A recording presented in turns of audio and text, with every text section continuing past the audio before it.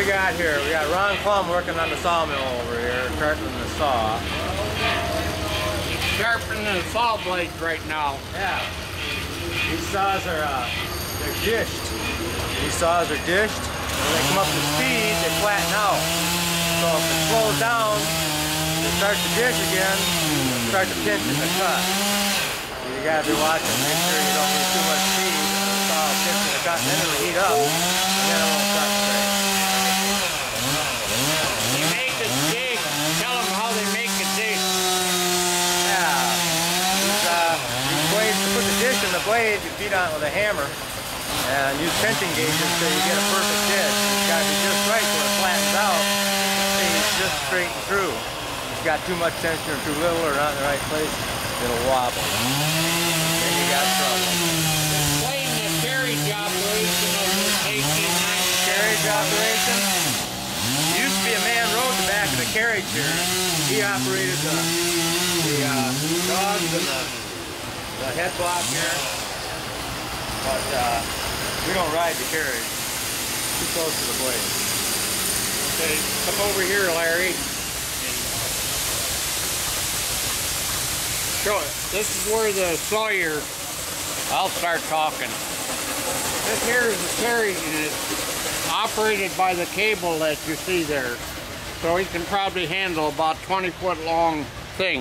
1897 cordless. This is the sawyer's thing here that he uses for pulling for what width he wants the boards to move. The sawyer's in charge of this whole operation. So if anything goes wrong, he's cut. The steam engine guy is responsible for the steam engine. He's got two guys that are loaded here. Down there you see a cut-off saw. Goes down there. There's another machine that's called an edger that will cut the width of the edge of the things to make them 2x6s or 2x8s or 2x4s or 1x8 or 12 or whatever. And they move the little blades on that one.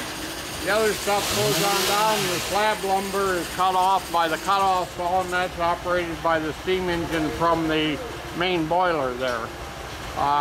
Over here towards the steam boiler is our stationary steam power, and we're not running on that today. We're running on that steam engine over there. Down here,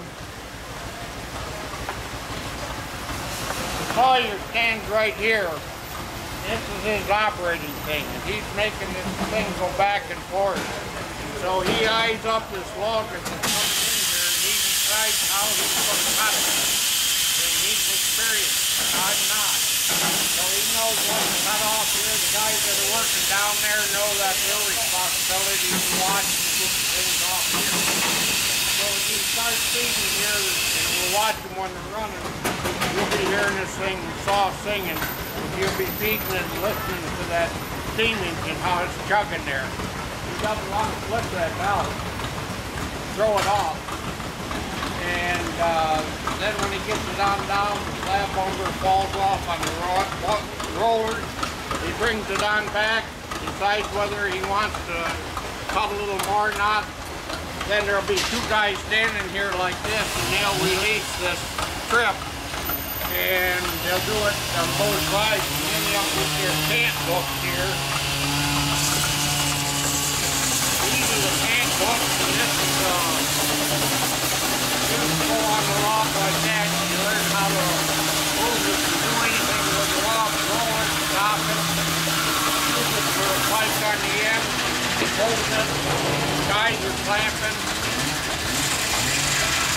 Kind of dangerous between here and there. And I think you'll see the sawyer kind of limp. I think he got caught here once. Different type of wood saws, harder than others. They can identify it by the bark. It looks like this might be popple tree, which is soft wood cut fairly easy.